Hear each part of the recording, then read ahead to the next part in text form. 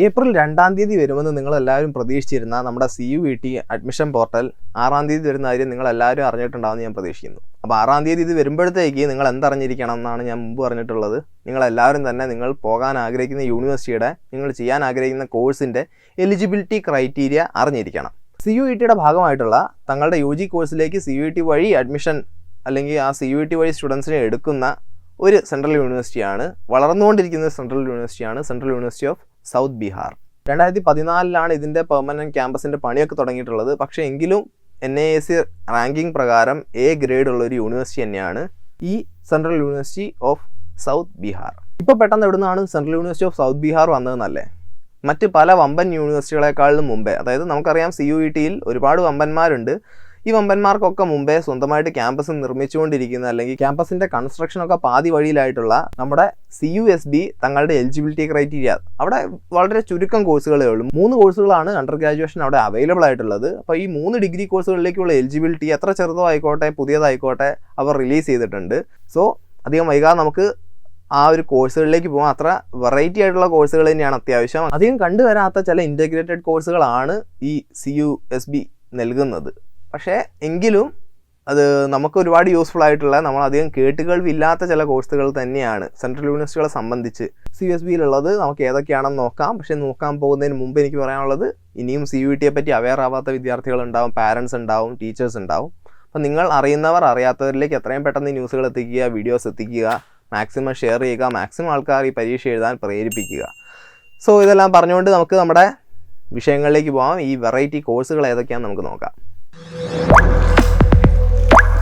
ഞാൻ പറഞ്ഞു 3 കോഴ്സുകളാണ് central University of South Bihar നൽകുന്നത്. അപ്പോൾ ഈ 3 കോഴ്സുകളിലേക്കുള്ള എലിജിബിലിറ്റി, അതുപോലെ ഡിഗ്രി ഏതാണ്, പ്രോഗ്രാം കോഴ്സ് ഓഫർ ചെയ്യുന്നത് ഏതാണ്, ഡൊമൈൻ, അതുപോലെ ജനറൽ ഓപ്ഷണൽ ലാംഗ്വേജസ് ഏതൊക്കെ നിങ്ങൾ ഈ എക്സാമിൽ അപ്പിയർ ചെയ്യണം, CUET എന്നുള്ളൊരു എക്സാമിൽ നിങ്ങൾ ഏതൊക്കെ പേപ്പർ അപ്പിയർ ചെയ്ത് കഴിഞ്ഞാൽ ഈ കോഴ്സുകൾ പഠിക്കാം എന്നുള്ള കാര്യവും, അതുപോലെ എലിജിബിലിറ്റി, പ്രോഗ്രാമിൽ നിങ്ങൾ എലിജിബിൾ ആവാൻ മുൻപ് ഞാൻ പറഞ്ഞിട്ടുള്ള അഡ്മിഷൻ ക്രൈറ്റീരിയ, അതാണ് ആ എലിജിബിലിറ്റി ഫോർ ദ പ്രോഗ്രാം എന്ന് പറഞ്ഞ് അവർ കൊടുത്തിട്ടുള്ളത്. അപ്പോൾ ആ നിങ്ങളിപ്പോൾ ഈ ഒരു ഡൊമൈൻ സ്പെസിഫിക്കിലൊക്കെ അവർ പറയുന്ന ടെസ്റ്റിലൊക്കെ നല്ല മാർക്ക് നേടിയതുകൊണ്ടായില്ല, അവരുടെ കോളേജിന് പറഞ്ഞിരിക്കുന്ന എലിജിബിലിറ്റി കൂടെ, അത് വളരെ മിനിമം ആയിട്ടുള്ള എലിജിബിലിറ്റി അവർ ചോദിക്കാറുള്ളൂ. ഇതിലും അത് തന്നെയാണ് അവസ്ഥ. എങ്കിലും ഞാൻ നിങ്ങൾക്ക് വേണ്ടി ഇതൊന്ന് വായിക്കാം. സോ അവർ ഓഫർ ചെയ്യുന്ന പ്രോഗ്രാമാണ് BA B.Ed. അപ്പോൾ 4 ഇയർ ഇൻ്റഗ്രേറ്റഡ് BA B.Ed ആണ് അവർ ഓഫർ ചെയ്യുന്നത്. അപ്പം ഞാൻ പറഞ്ഞു വെറൈറ്റി കോഴ്സാണെന്നുള്ളത്. BAയും B.Edഉം കൂടെ ഒരുമിച്ച് 4 വർഷം. അപ്പോൾ നിങ്ങൾക്ക് ഇവിടെ ഉണ്ടാകുന്ന മെച്ചം നിങ്ങൾക്കറിയാം. B.Ed പൊതുവേ 2 വർഷമാണ്, BA എന്നുള്ളത് 3 വർഷവും. അപ്പോൾ 5 വർഷം പോകുന്നിടത്ത് ഇത് 4 ഇയർ ഇൻ്റഗ്രേറ്റഡ് BA B.Ed ആണ്. ഒരു കൊല്ലം നിങ്ങൾക്ക് അങ്ങനെ സുഖമായി സേവ് ചെയ്യാം. 4 ഇയർ ഇൻ്റഗ്രേറ്റഡ് BA B.Edൽ അഡ്മിഷൻ നേടണമെങ്കിൽ നിങ്ങൾ CUETയിൽ ഏതൊക്കെ പേപ്പേഴ്സ് അപ്പിയർ ചെയ്യണം എന്നുള്ളത് നമുക്ക് നോക്കാം. സെക്ഷൻ 1A നിന്ന് ഇംഗ്ലീഷ് കമ്പൽസറി ആണ്.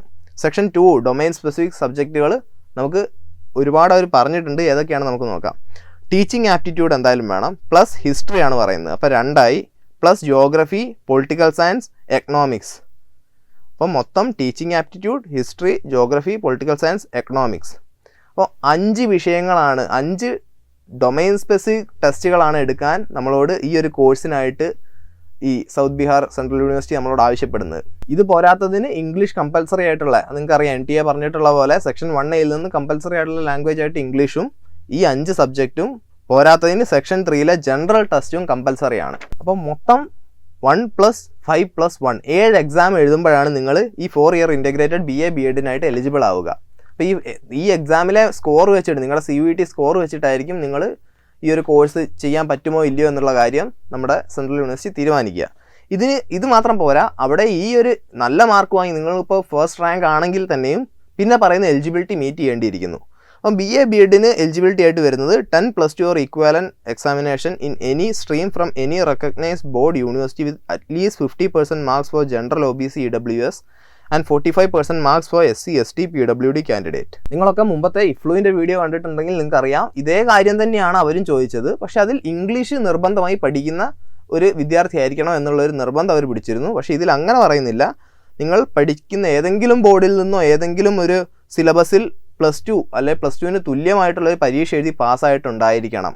50% മാർക്കോടെ, റിസർവ്ഡ് കാറ്റഗറീസ് ആണെങ്കിൽ 45% മാർക്കോടെ പാസ്സായിട്ടുണ്ടാവണം എന്നുള്ള വളരെ ബേസിക് ആയിട്ടുള്ള ഒരു ക്രൈറ്റീരിയ, ഒരു എലിജിബിലിറ്റിയാണ് അവർ വെക്കുന്നത്.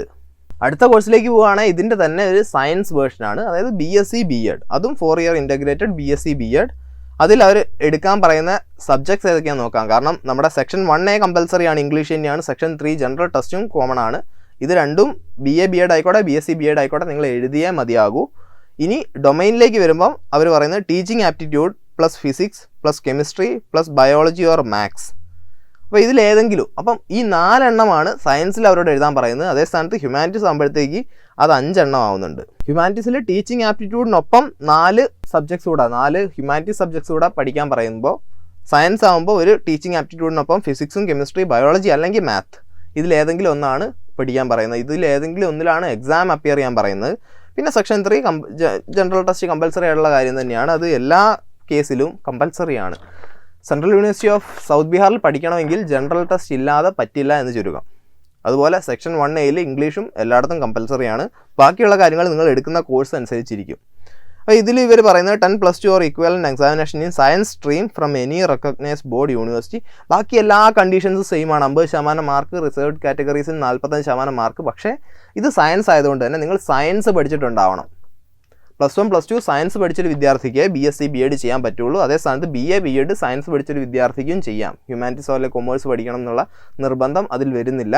പക്ഷേ BSc BEd ആകുമ്പോൾ അവിടെ സയൻസ് +1 +2 പഠിച്ച വിദ്യാർത്ഥികൾക്ക് മാത്രമേ ചെയ്യാൻ പറ്റൂ. ഇനി അടുത്ത വെറൈറ്റി കോഴ്സിലേക്ക് നമുക്ക് വരാം. BA LLB honours course. അപ്പോൾ 5 ഇയർ ഇൻ്റഗ്രേറ്റഡ് BA LLB ആണ്. 5 ഇയർ ഇൻ്റഗ്രേറ്റഡ് BA LLBക്ക് വേണ്ടി നമ്മൾ അപ്പിയർ ചെയ്യേണ്ടിയിരിക്കുന്ന എക്സാംസ് ഏതൊക്കെയാണെന്ന് നോക്കിക്കഴിഞ്ഞാൽ സെക്ഷൻ 1Aയും സെക്ഷൻ 3യും നിങ്ങൾക്കറിയാം കോമൺ ആണ്, കമ്പൽസറി ആണ്. ജനറൽ ടെസ്റ്റും ഇംഗ്ലീഷും. അതല്ലാതെ വരുന്ന സെക്ഷൻ 2 ഡൊമൈനിൽ വരുന്ന ഏതൊക്കെയാണെന്ന് നോക്കാം. Legal studies plus accountancy, business studies plus economics. ഇത് കൊമേഴ്സ് സ്ട്രീമിനാണ്. ഈ 4 വിഷയങ്ങളാണ് കൊമേഴ്സ് സ്ട്രീമിന് വരുന്നത്. ലീഗൽ സ്റ്റഡീസും അക്കൗണ്ടൻസിയും ബിസിനസ് സ്റ്റഡീസും എക്കണോമിക്സും. ഇനി legal studies plus history plus political science plus economics. ഇത് ആർട്സ് സ്ട്രീമിനാണ്. ഹ്യൂമാനിറ്റീസ് പഠിച്ച വിദ്യാർത്ഥികൾക്കായിട്ട് ഈ ഒരു കോഴ്സിലേക്കുള്ള എൻട്രി കിട്ടണമെന്നുണ്ടെങ്കിൽ നിങ്ങൾക്ക് ലീഗൽ സ്റ്റഡീസും ഹിസ്റ്ററിയിലും പൊളിറ്റിക്കൽ സയൻസിലും എക്കണോമിക്സിലും ഇങ്ങനെ 4 ഡൊമൈനിലുള്ള ടെസ്റ്റുകൾ എടുത്തേ മതിയാകൂ. ഇനി സയൻസിലേക്ക് വരികയാണെങ്കിൽ legal studies plus physics plus chemistry plus biology or math. അപ്പോൾ ലീഗൽ സ്റ്റഡീസും ഫിസിക്സും കെമിസ്ട്രിയും ബയോളജി അല്ലെങ്കിൽ മാത്സും പഠിച്ചവർക്ക് മാത്രമേ, പഠിച്ച് എക്സാം എഴുതി നല്ലൊരു സ്കോർ വാങ്ങിയവർക്ക് മാത്രമേ സെൻട്രൽ യൂണിവേഴ്സിറ്റി ഓഫ് സൗത്ത് ബീഹാറിൽ ഈ 5 year integrated BA LLB honours course ചെയ്യാൻ സാധിക്കുകയുള്ളൂ. ഇതിൻ്റെയും എലിജിബിലിറ്റി പറയുന്നത്, അതായത് നിങ്ങളിപ്പോൾ ഇതിൽ നല്ല സ്കോർ വാങ്ങിയാലും നിങ്ങൾക്ക് ഈ സൗത്ത് ബീഹാറിൽ പഠിക്കണമെന്നുണ്ടെങ്കിൽ, സെൻട്രൽ യൂണിവേഴ്സിറ്റിയിൽ പഠിക്കണമെന്നുണ്ടെങ്കിൽ നിങ്ങൾക്ക് 50% മാർക്ക് വേണം 10+2.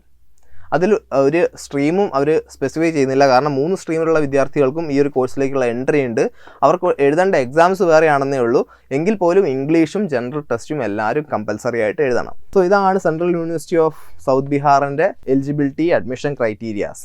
അപ്പോൾ നിങ്ങൾക്ക് ഒരു യൂണിവേഴ്സിറ്റി കൂടിയായി അപ്ലൈ ചെയ്യാൻ.